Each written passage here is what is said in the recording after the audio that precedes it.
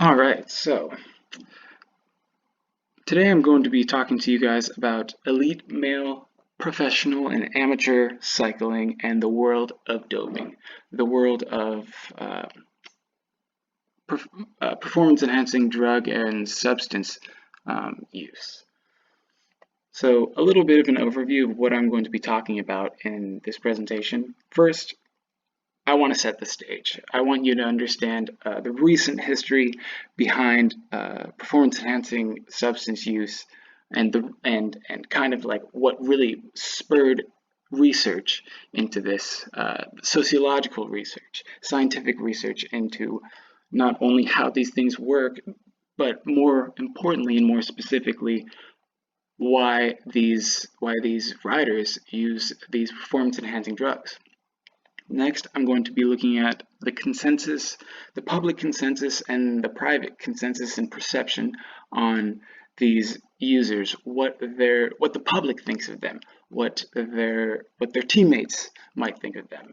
I'm also going to be looking at the indicators of these what we could look for in order to identify potential users or current users, and that's going to help. And also, just going to be looking forward into potential ways in which we could handle this honestly crisis that elite cycling is facing.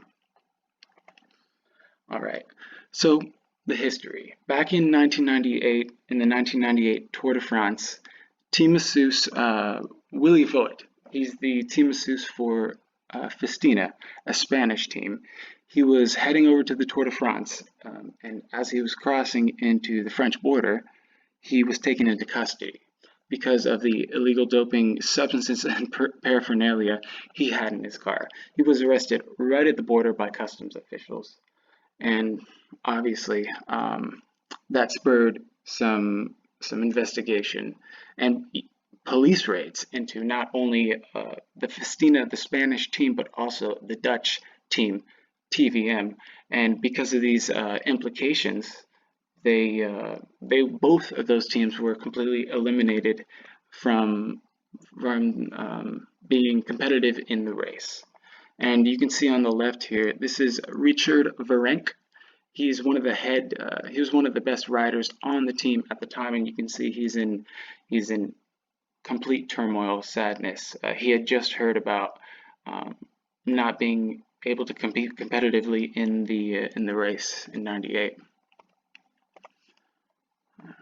And you can see Willy Voet on the right there. He's the team masseuse that was arrested.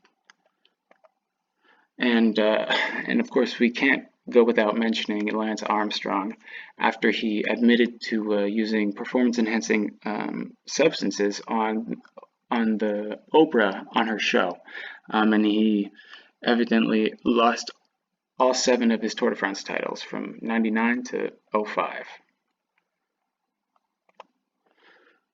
All right, let's take a look on the consensus behind doping.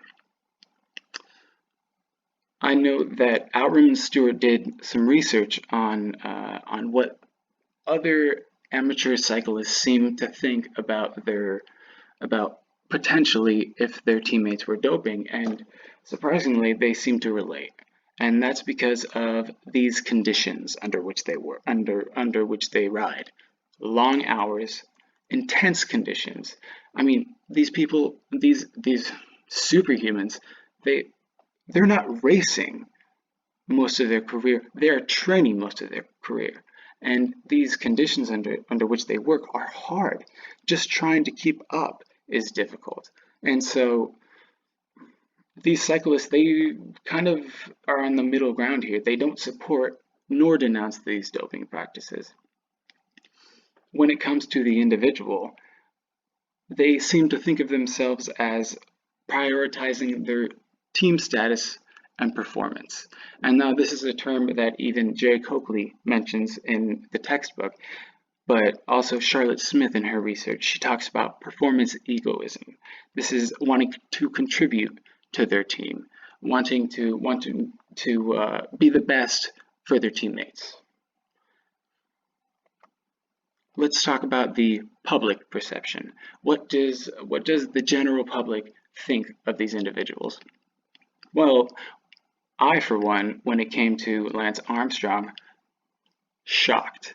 How could this man who had just beat testicular cancer, how could he do this? How could he use these drugs and kind of fake us all out?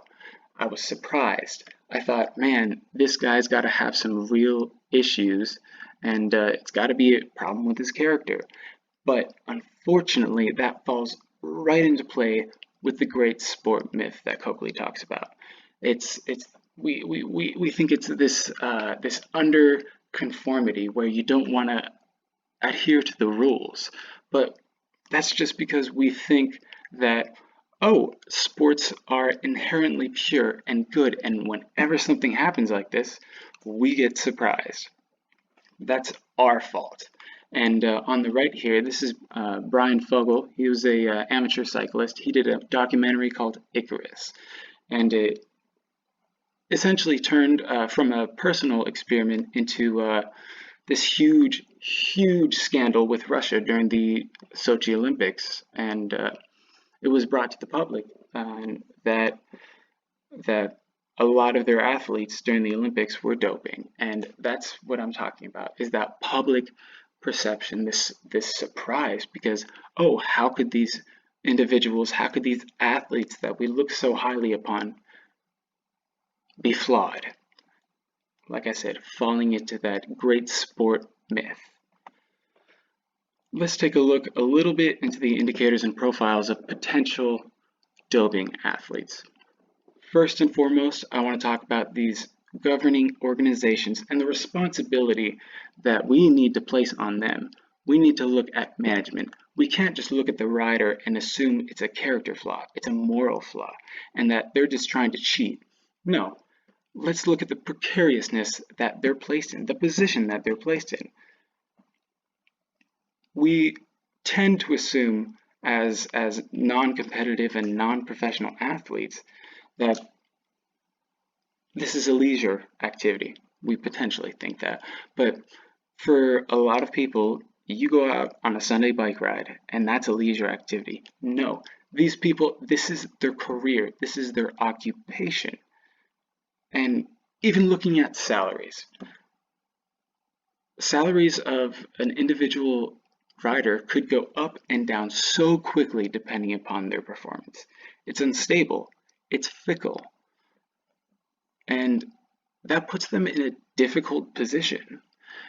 Let's look at some of the profiles. So one of the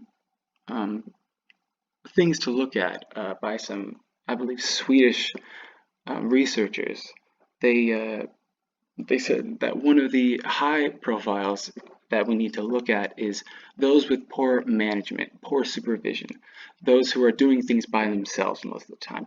Those are the kind of individuals we need to look at. That goes straight back to looking at accountability of these organizations, of their management. Also, young and insecure riders. These young riders who want to get a leg up quickly and they want to find out a way to do it. We also need to look at these riders who are, quote unquote, win at all costs. They're willing to risk everything. This performance egoism that I was talking about before. There's a lot more other profiles that we need to look at, including experienced riders who put themselves above this, above these guidelines, and even underconforming riders the same way. There's so many other profiles that we need to look at, but what I want to look at is organizational and management responsibility and accountability, not this character flaw that we look at. In conclusion, cyclists are getting better, athletes are getting better, and what we're seeing is, how did these people keep up? How did these professionals keep up? Well, it comes down to the responsibility of management and organizations. That's what it comes down to. And we need to put more weight onto them.